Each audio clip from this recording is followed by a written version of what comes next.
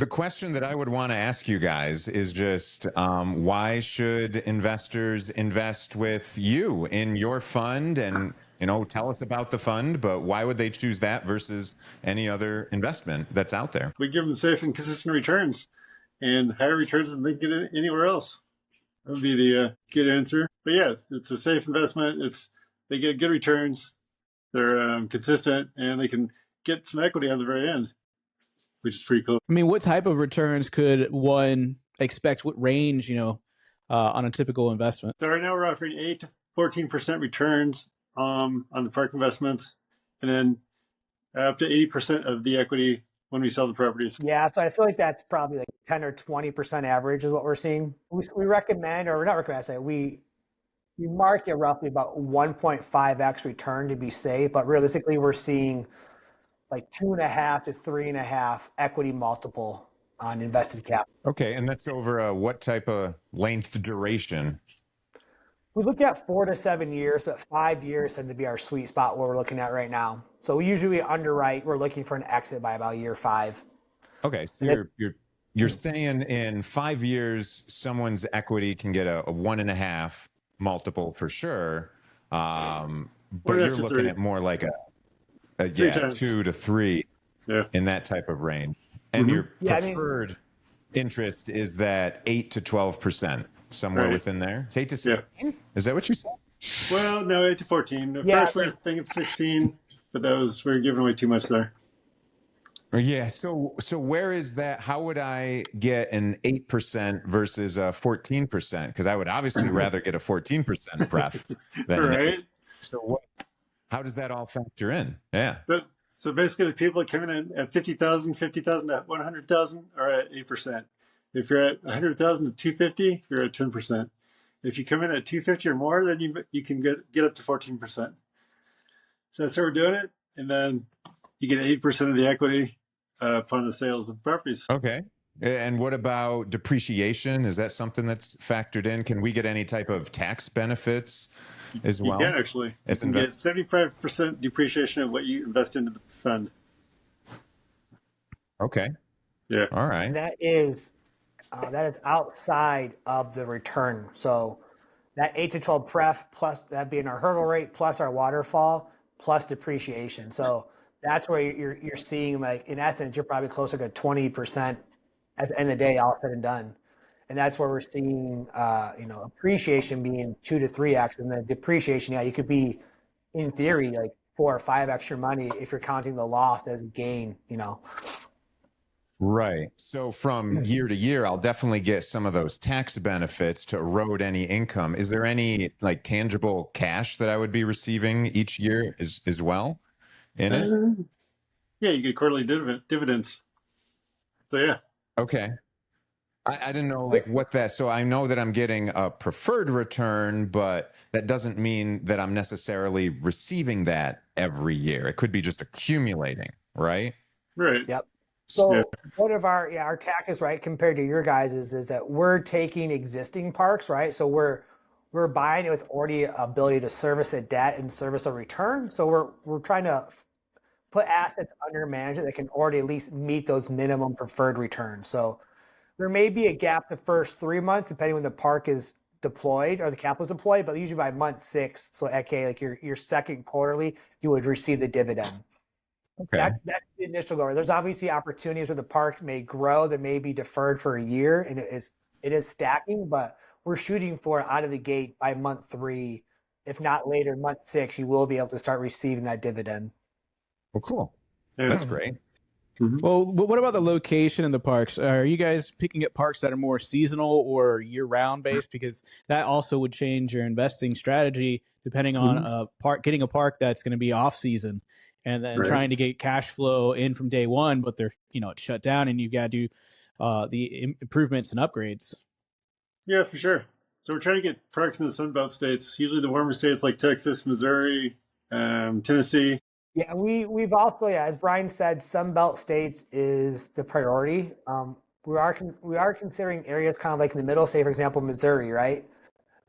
Missouri Park is like there's not as much room in that area for us to expand some of the parks we've looked at, but they do have longer term tenants in general. So the cash flow cycle is usually longer. So there isn't as much of a gap without having to lease up as much. So the total revenue may be lower, but we're more secure because the revenue exists year round. We took, it's like less risk, but sorry, less total payout, but the risk is lower. So we're exchanging in that scenario the gross income, but we're securing that it's like 9 to 10 months of the year occupied at its highest occupancy. What would you guys say your ratio is long term to short term for the parks? Per park or per like the goal under the portfolio? The goal. I would say it depends where we're at. If it's going to be like Midwest or any sort of maybe just above the Sun Belt, I would say maybe no more than like 40%. But ideally, if we're going to go Sun Belt, we'd probably want to be majority 60, 70% short-term stays if possible, and make that also the majority of the portfolio being 60, 70% of all the parks we accumulate. Do you guys plan on having camp host as part of that long-term rental to help offset some of the costs for management and just kind of having those boots on the ground that, you know, you can trust because they're living there as well as, you know, helping maintain? So we've underwritten with camp host. We've also underwritten for a more secure position in hiring a full-time salaried person. So I like the salaried person approach just because it's like someone's more incentivized. They're an employee and they're there all the time, whereas the camp hosts come and go. So the turnover is a little bit like a tricky component for us. Granted, it is at a discounted rate, but when we hire like a bigger property management company and we have a full-time person, it does give some assurance that it's being run more professionally, and we can be a little more stringent in how we want to operate. Because the camp host, if you strong arm too much or demand too much, they're like, well, then I'm leaving the park. I'm moving on, right? You're paying me. You're lightly paying me. You just give me free rent. I'll move to the park next door and solve these headaches. So we underwrite for both, but we typically are underwriting for like a much more expensive management cost. So if we can get cheaper management, we just improve that bottom line. So yeah, one thing with the camp host is we would always have camp host in addition to the property management, just as that in between, that like if somebody needs help with something or there's something that needs to be taken care of and it's the property manager is already busy and they're, you know, their time is valuable. It's salaried. It has higher, you need a higher end task for them to attend to. So a camp host could be that nice little buffer. If you're already, you know, your occupancy is never 100%. Well, what hurts, you know, having that 1% being to a camp host just to kind of smooth the operations and kind of just have that helping hand. So that's one thing that we're looking at too with the development as well as, you know, acquiring newer parks is there. It's that backup. Never hurts to have additional backup. Comes into and there's a higher number of pads and tenants, right? If there's just 30 pads, then it doesn't necessarily make sense to have management plus a camp host and all of that, right? There shouldn't be as many problems going on, but yeah, when you get into over 100, over 200, especially over 300, I mean, now you've got things to deal with, and yeah, that's an option. But yeah, like Shane, like you were saying, just that turnover of employees, oh man, that's the worst. That's why, I mean, growing up, I used to be a dishwasher at a restaurant, right? Before I was a steak cook there, but I was a dishwasher, and you even had training wage, which was even worse than dishwasher wage, right? And you had training wage they would pay you for 3 months because they know you would suck and you weren't going to be as good. So to always onboard someone for 3 months, 6 months, and then they go somewhere else, it's like you don't get into that rhythm. You don't get into those efficiencies. And like you were saying, you can't control the culture. So yeah, I would prefer having control if I had just one or the other as an option. There is one thing with the camp host. It's generally if you hire experienced camp host, there's kind of a standard set of duties that they expect. So as long as you're in line, you keep those in line, whether it's like this overall maintenance and appearance of the lawn, of public facilities, just making sure things aren't really messy and are kept clean and things are restocked. It's actually a very low bar to have somebody trained for your park outside of having a very high tech or high end park where you have additional amenities that they may not have had experience in. It makes it a lot easier just to say, hey, we have availability. People queue up for it a year in advance and you get backups because people want to be able to stay at a nice place without the rent, with minimal work. They're usually retired. So, it's a hit or miss. You can get a really bad camp host that looks great on paper, but you could also get a really bad employee, a really bad property manager that also looks good on paper. And considering these people are just so low cost in the overall grand scheme of things, it's kind of like, you just work it into, here are the guidelines for your camp host. Make sure they follow them. Property manager, make sure they follow them. You keep us updated. Let us know if anything's going on. We'll see them for 3 months, maybe 6 months, maybe this season only, and maybe they'll return next season. So there are a lot of people that they love where they are, and they'll stay. They'll just be like, oh yeah, we'll be back next year. This has been great experience. Love the people. So I definitely can see the downside of turnover, but if you do it right, you can get the right people.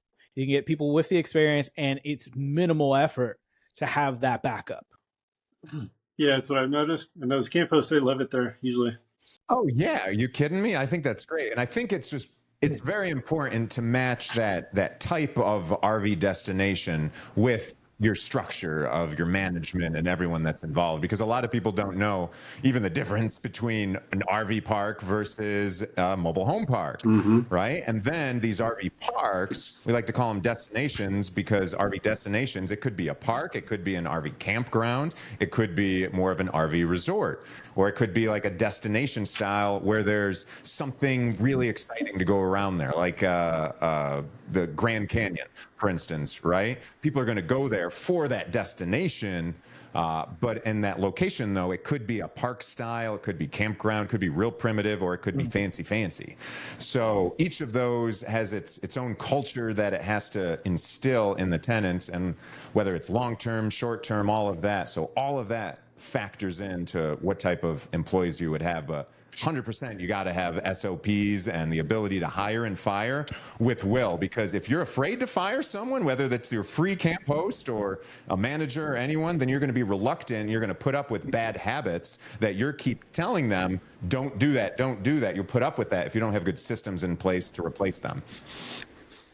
So that's pretty important regardless. I think having the layers of separation, management company, property manager, and camp host are really ideal, because you don't have to be the one saying all that. You're just getting your reports, and if you've vetted the right property management company, they're on top of it. They should make sure they got the right host, and you can just go in and check in on the status every now and then when you need to.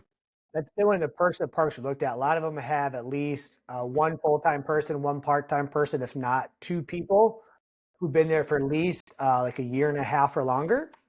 So they kind of give us that stability. Then we also underwrite for like another management company, potentially at 10 or 15% of gross revenue on top of that for bookkeeping and all the other higher end stuff. So we usually underwrite so that everyone's covered, as you guys said. So camp hosts do become additional benefit. I would say we do prefer a more salaried structured person, especially if it's in the fund though, because we have a 5-year strategy. And if we're going to be developing the park in that timeline, like someone who has almost like a little bit of degree of like project management in them, because I want them to also be like letting us know like if there's help with delays in construction, because we also have such a short timeline. Now, if we're buying an already stabilized park, we're like, hey, this is going to be a long-term cash flow. It's not going to you're not going to do much. We're going to stabilize it. We're going to add some amenities. We're not going to add a bunch of pads. We'll go 10 plus years. We can probably underwrite it for like a less qualified person, because if there's change in people or different people coming and going, we're less that concerned of like risking that quicker exit timeline, right? We have time to recuperate any nuances we occur. So we usually stress test it both ways depending on the strategy, but luckily so far, a lot of parks we've seen, they at least like break even on the management costs, or they have a surplus of cash if we do like high level management, as Eric said, and then also like a salaried person, and also like 1 or 2 part-time park host. Yeah, I stayed at a park that I think it was a little under 100 spaces. I think they had 8 or 9 staff. Oh, wow. It was to run a store in the park, and it wasn't that big. It was Zach, this was when I met up with the Barrows and Kevin, and they toured the KOA that I was in New Bern, North Carolina. Mm-hmm. And it just was, I felt like it was improperly managed. Like, why do you need that many people? It's just a store, and then you have management. There's so many new technology, so many new resources, call centers to take just basic questions that can be forwarded over to the property management company or property manager. I just thought the number, it's almost like 12 people, 12 pads per employee at that rate, roughly. Wow. And it's just, I think with the right tools, the right technology, you can easily bring that number up to 15, 20, if not higher, when done right. It's just KOA is this massive bureaucracy that's taking over all the older campgrounds that they want a quick and easy exit. And they come in and they rebrand old parks into their KOA brand. And there are, in our minds, they're kind of our competitor, but they're the competitor of the past because they do things in a real old school way. Yeah, I mean, and you can imagine old school way is you get lots of high school kids that are just coming in, especially for season 2, anything high school, college, anything like that. Someone that there's high turnover because you're just with those many people. That's annoying. You got to have some people that are long term, but with 9, you're not going to have 9 quality, super capable, competent people to do all these things because there's menial tasks. Obviously, you're bloated at that point. So then everyone gets a little bit lazy, and it gets spread into the culture of that. So that's horrible. Yeah, trim things out, put technology in, show them that they can be replaced by an app and by an automation, but actually have them focus on the tasks that a computer can't do. That customer service, that being right there, that face in front of the customer. That the AI can't do that. The computer can't do that. The glitchy automation, emails and texts that happen can't do that. You need that person, that touch, and that's how you get those good reviews. But you eliminate waste by using technology and automations. And we're obviously going to be trying that in spades with our automated robots and 24/7 store that we have for all of that. It'll be interesting to see how that is, but then the people that are there can actually focus on the other people, and it just, you get that connection again that maybe you don't have. But there won't be laziness, right? Because we can't have laziness and waste like that. Yeah, and what's interesting is I think the park, I could do an estimation that it was around middle of September last year, and the park had maybe 40% occupancy.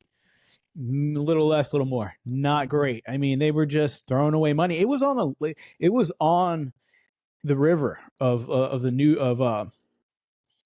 what's the massive river that we're building next to? Oh, yeah.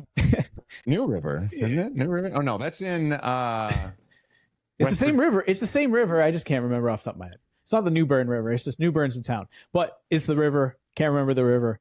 They're right next to a river, and they had 40%. They had a pool. They had other amenities, basic amenities. But it's like, you could see the town of New Bern, the city of New Bern, from on the other side of the river. It was that close in proximation of location or proximity to New Bern, which is a really cool little town. Like, definitely a fun little spot to be vacation and go check out. But with automation, with what we're trying to pursue, one of the goals I have as with running technology and also with the marketing is I want people to always have a great experience when asking questions or help. So whether that's always calling the phone and within 30 seconds they get instantly connected to a human, or something that sounds human but knows everything they need, it knows all the answers to all their questions. Something like that with what we can do technology just today, let alone 2-3 years from when our park will be open, our resort will be open.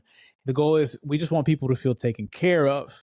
And I feel like having 9 people at a park kind of makes it feel like, yeah, you'll have someone to be taken care of, but really ends up just being bloat. So when done right, when it's done lean, and then with technology aiding it, the guest can be taken care of, their inquiries, whatever customers' concerns there are. And it costs a lot less, significantly less, like, 25% of what a 9-person staffed KOA would probably be paying for better quality service. Right? You don't pay workers' comp. You don't pay insurance. You don't pay sick days. Don't say that too loud. The AI might be like, what? I might need to start asking for tips. You don't Tipping pay culture, right? You don't pay anything. You don't have people all getting sick on a Friday because it's right before July 4th. There are computer viruses. Just don't jinx it. Yeah. Yeah. So I think you're the one it's a lot better. Quit talking about it. So Zach and Eric, how do you guys get sell the dream of your park experience? Man, the park experience. So people coming to the resort that we're creating. Well, Eric's the man when it comes to selling that dream. He's our chief marketing guy. So hopefully, he's got that on point. But I think it's going to be easy because this is going to be the most technologically advanced RV destination. I mean, in North Carolina, for sure, yet alone the world, because we're working with a guy that currently claims he has the most technologically advanced RV destination in the world. And the technology that we're looking to put in there, from all the automations, all the hard plumbed internet, all the different things that can move around this whole place, it's going to be amazing.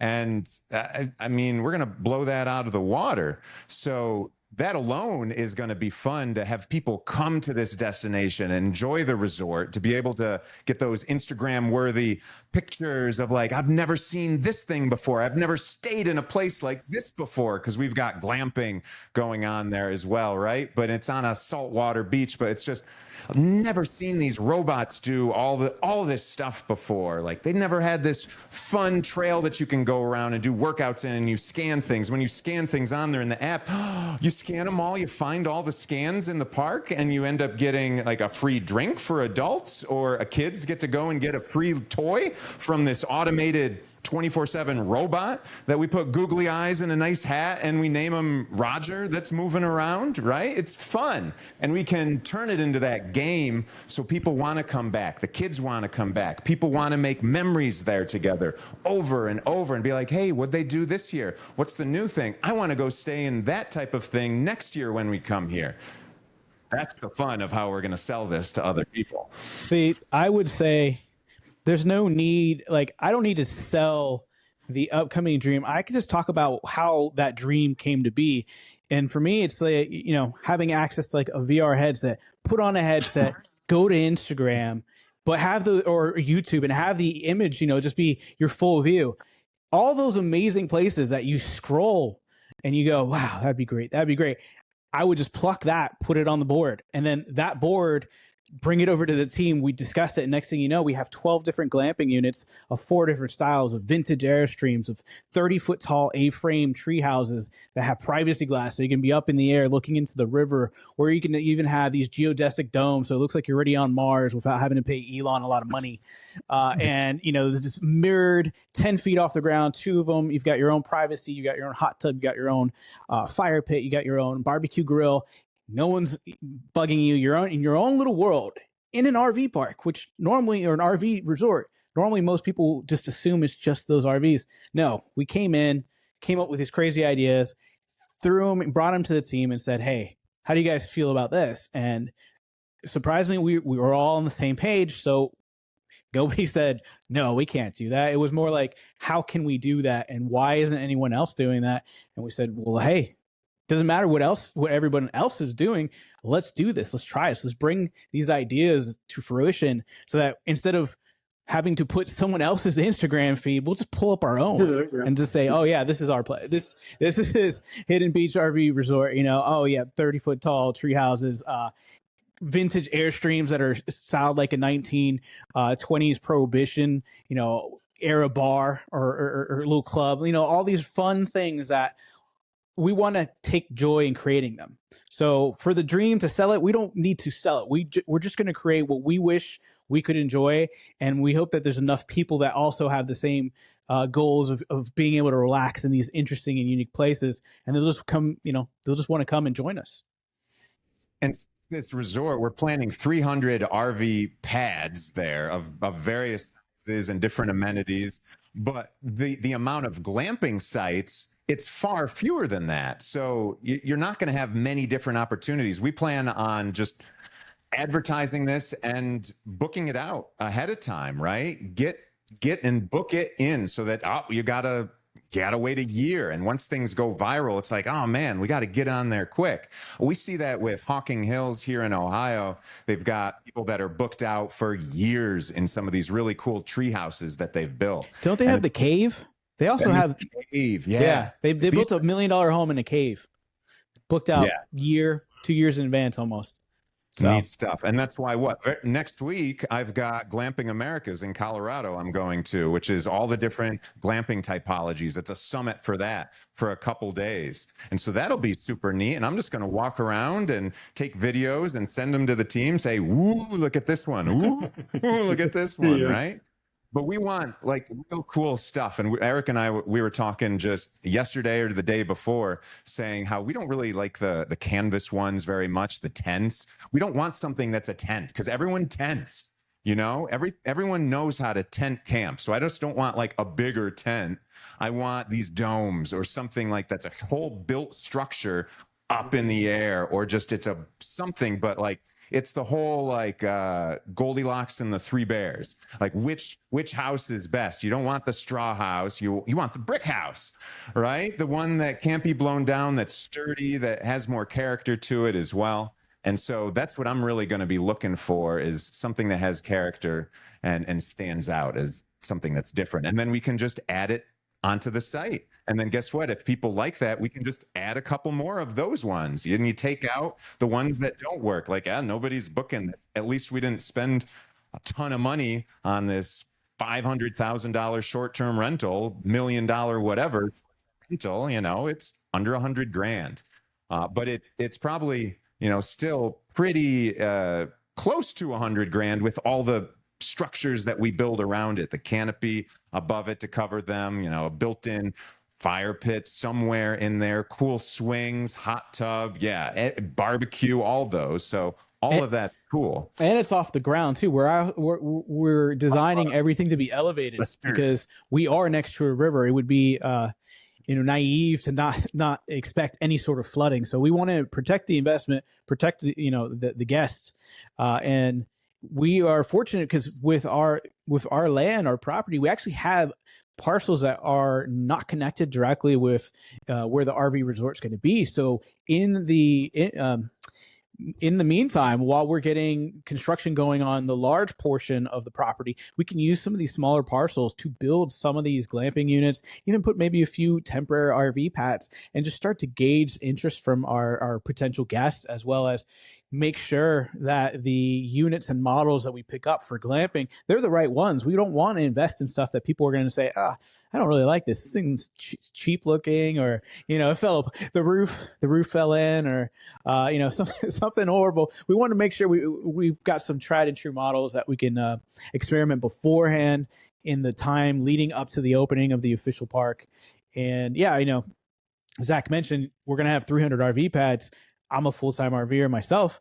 I'm excited for both because A, I love being able to travel wherever I can with my RV, but B, once in a while, I wouldn't mind glamping somewhere else that has a hot tub and, has some of these amenities. So we actually expect some of the bookings not to be from external guests, but from internal on-site RVers wanting to try these different types of units and setups that we're, planning on putting. So it's going to be interesting to see how many people are there and just end up saying, hey, we want to book 2 nights in the treehouse. Never seen that before.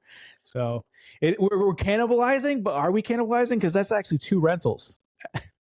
That's the RV pad and the treehouse. So we'll see if that model can pick up some steam. Yeah, they can take their RV if they don't want to pay twice and park it down the road on somewhere else's property, right? If needed. Or we could have like some of this other property where, just store it here and just pay the storage fee for a day, and still then it's 2 rentals. So lots of opportunity. I got to ask though, as we've been talking about all this technology, when are you guys installing your Las Vegas dome? Right. Yeah. No. Did you see there was another dome that's built in Dubai right now? And originally it was going to be super, super huge. And it turned into this tiny little baseball that can fit like 100 and maybe it's 330 people, as opposed to the Las Vegas one that fits, is it like 15,000? That's how David and Goliath, the 2 of them are. And the Dubai one was supposed to be bigger. So those are way too expensive. But Eric's going to push them from the beginning. He's the one that always pushes us on the technology with things, and I'm kind of in the middle, like, all right, what are the pros and cons? That doesn't make sense. I'm open-minded to things. And then there's a good balance on the other side of the team that just usually is like, no, let's keep it simple. No, let's keep it simple. Let's keep it straightforward to this. And I'm like, I don't really agree with that, but this dome sounds like crazy to put a huge thing at our place. Maybe there's something in the middle we can figure out. Get the essence of the dome that costs us nothing. That would be ideal, right? You guys are giving me ideas. See, and he gets ideas all the time. For an amphitheater, I mean, an outside dome that you do laser projections, but something could be nice to have all weather entertainment until the wind is going like it is now with a hurricane. I like that. See, and I like that. That's a good alternative. I like lasers. I like projection. People like to watch images of things. Just add some fireworks that can shoot off the top of the dome, and I'm happy. That's great. You guys are unconstrained. Your idea keeps growing. Well, so that's how I like it, is that I just want there to be a menu right now that we can think of, and we can pull from that both now and future in the development of it. And as different options are presented to us, and as different like walls are presented to us, like, ooh, we can't do this thing for whatever it is. Now we have this menu of fun ideas, like, okay, well, guess what? Makes sense for us to do this dome thing now. And we pull that in, and bada bing, bada boom. It's fun. So that's why I love living in that possibility, because we're creating something. It's different when we go and we acquire existing RV parks and resorts. We look at how we might expand, but it's still a little more constrained than when there's just a clean slate. And so that's the fun we have. We're living in a sandbox right now, and we're making our own sandcastle tools, essentially. And we're just brainstorming of how big we want this to be. Do we want that goes to the water, right? So I haven't brought up my submarine idea, but that'll be for Park 10, 15. But we've talked about helicopters. We haven't talked about submarines. Yeah. So one thing that one thing looking into the future, one thing I'm a big proponent of, my family, myself, electric cars, battery backup systems, solar power, just alternative energy in different ways that can they're not only good for the park, but they're also great marketing. People love green initiatives. And right now there are maybe one or two semi-capable or viable tow vehicles that are electric, or at least partially electric, that will change in the next 10 years. It's not a if, when, or how. It's like, it will happen. It's a natural progression of the industry. So one of the things I really want to push for, to be forward thinking, is to make sure that if we don't have electric chargers now, because it's very expensive to put electric chargers on 300 pads, I'm trying to push for maybe one or two, so we could say, hey, we have the only 2 electric charger RV pads on the East Coast. That's a nice marketing title, right? But I do want to push for additional conduit, large enough conduit, so that we could, in the future, maybe when that becomes ubiquitous, these electric tow vehicles, that there are dedicated charging units for these tow vehicles in 2030, 2035. So even though we're not doing it today, the goal is to have the extra bandwidth for any extra wiring, any extra electrical, just pre-laid out, so it saves us money whenever that time comes. And then, might come sooner. In 3 years, we might want to go from 2 RV pads with electric charging to maybe 5 now, or 10. Oh, that's super easy. We laid it all out. That type of thinking, most park owners are going, I just want to put concrete in the ground. And talking about concrete in the ground, if there is a flood, most people don't know that concrete floats if it's not done right. So we've actually been looking at engineering a way to stop that from happening by putting an anchor attached to the concrete 10 feet in the ground, 8 feet in the ground, so that it would be really, really hard for it to float away. And now we are up and running after a major storm much faster than everybody else. So we're already trying to come up with this laundry list for our sandbox. And even if a lot of ideas don't make the cut, by thinking about them now and having fun, throwing the darts at the board, spaghetti on the wall, we can then pick some of the most viable ideas that don't work here but could work for other acquisitions and other developments. And we've saved the trouble because we might have done a little research into this type of glamping and this type of amenity. We have the contractors, we know the prices. So we're just going to be building that database of research, of knowledge of what we could do or would want to do. And then, I mean, we can just bring it to the next park, bring it to the next acquisition. And it's fun because like you feel like a kid. Like, okay, let's do with a lazy river, but let's find a way that you can get a drink handed to you if you're older, like a pina colada handed to you, as you go around the circle. Who knows? So you don't want to have to get up, right? So it should somehow get to me. And I don't want to have to rely on humans. We've talked about that. I want to be able to get it myself. So how can that happen, right? And so that's the fun. And that's why I love this asset class. It's just RV parks, anything. It just feels like getting back to your roots. And just, you can be a kid. You're outside in nature. You're not usually thinking about work, but you can work at this location, whatever that is, right? You can get your work done, but then you get to go outside and enjoy everything around you. So at this one, our resort is all about embodying that kid mentality, that playful energy that we all have, whether it's a lot or a little. We all have that playful energy in us. So it's celebrating that in as many ways as you like to play, and we all like to play in different ways. And so we're living in that fun space right now, and it makes it feel like we want it to feel too, which is not like work. It makes it feel like play for us when we're exploring play. It's like, ooh, how much can this play bring us money so that we can just continue playing, right? And so it's this circle of happy play, and that's what I really love about working in this asset class. It's fun. It's a lot of fun. There's one last thing that with the work and play aspect of the resort, I've always encountered lackluster work conditions. You usually you're in the main room where there's a TV blasting, the mailman comes in. Oh, by the way, they have no AC in that room and it's the summer. Or you're in a closet sharing, some room with some supplies. It's like, these are your work options, if there is even an option. Let's not even talk about the internet. The internet is such a crapshoot. You're lucky. I mean, I sometimes feel like I get better internet if I had some foil on my head with antennas and I point the right way. But what we want to do differently is we want to embody that co-op workspace kind of mindset and actually build a miniature one in the clubhouse. So for the people who need to make money while still being on vacation or still being on the road, they can go in, have a place with fast internet, free coffee, and places to work quietly and just get their work done, or have meetings, or if there's a retreat, they can have a meeting there. And then they can go get their pina colada while they're floating around the lazy river right after, work's done. So we're trying to make this live work, and play work type of scenario where people can do both. It's just what they want to do, that up to them for that day. Yeah. I feel like I may be maybe not the right customer, because I really want it to be I want my camping to be rough and uncomfortable. I don't want the internet. I want the internet amenities. I want to dig holes for toilets. I want to be stranded. I feel like I live too much glamping now. I need a break from it. Maybe when I'm ready to retire.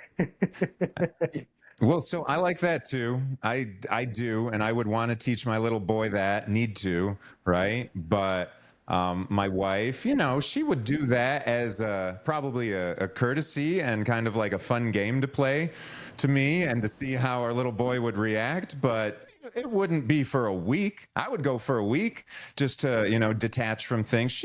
I would say 2-3 days, and then it's going to make it not fun for me anymore. So, it's that balance and just giving people all those different types of experiences. As an architect, I'm always thinking about everyone's experiences wherever they are sleeping, dwelling, working, anything like that. And so I love that people can choose what they want. So we'll have some primitive camping that'll be on the construction site that is the next phase. That's not turned into RV pads yet. That's where our tent camping is, right? Ooh, go stay your night in the woods and pay us money. I mean, that's cool. And some people will do that. And that's why I think it's great to have just many different experiences, because yeah, you can have all of that at once. But of course, yeah, it's people are going to cater more when it's a resort. We're going to obviously attract more people that are not of that mindset, Shane, where you want to get away. Or I'm sure there's some times in your life where you want to get away, and then there's some times in your life where it'd be nice to just be pampered a little bit, to have some of these comfortable things, because I have been working so hard and I need to just relax and take a load off. But there's all of that. Detach from electronics, or be able to work during the day and then detach at night. And it's choose your adventure for that time of your season of life. I think there's a perfect middle ground. It's you're in the geodesic dome, sleeping with the window open. And see, everyone has their own, right? Nature's coming in. All right. I want a screen on that. If I'm on a dome, give me a screen. I don't want to be bit at night. That's the worst. You guys watch Naked and Afraid? That's the worst thing, is all those bug bites for me. I could do everything else, but screw bug bites over my entire body. No way. Yeah. We'll have to dig into on our next call all the different, because obviously the key word there is resort, right? We're not saying like rugged. We're not going to go rough it in or rug it out. That's a whole different. That's a different keyword. It's a different, So yeah, an RV campground versus an RV park versus an RV resort, absolutely. And we just need first people to understand what an RV park can be. But then, yeah, even beyond that, all of those. And does it have camping? Does it have glamping? And then, oh gosh, I mean, they're making this conference I'm going to for glamping. So there's a million types of glamping at this point. So it's going to change. And I think in this next 10 years, we're going to see a lot of innovation. We're going to see a lot of real estate investors innovating in this space and transacting in this space. So because of that, there's just going to be a lot of dollars spent. So it's a good industry that's growing for any type of service or tangential business that comes off of an RV park, which can be glamping. So, and there's innovators from all over the world, and a lot of those ones that are not in the US don't end up getting adopted here in the US. So that's why Eric and our team, we love looking at things outside the world to solve our problems right here at our site.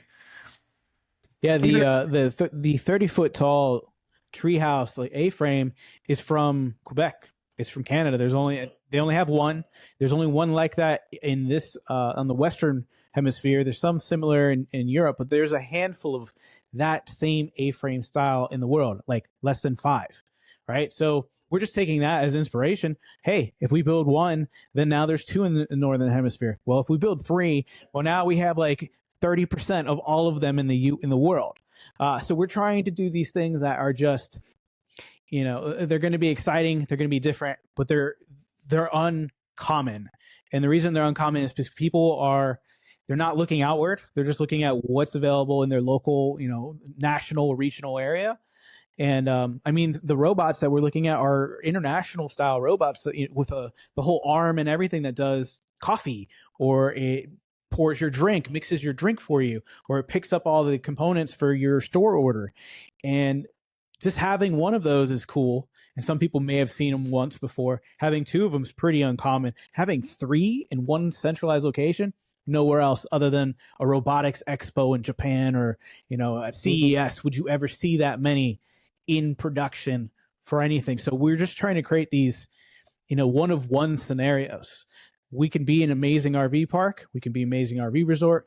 We can be amazing glamping location and destination. But what else can we do just to have our list of amenities and features stack against our competition so that they're so far behind us, it'll take them years to catch up. And people will love the cool stuff we do.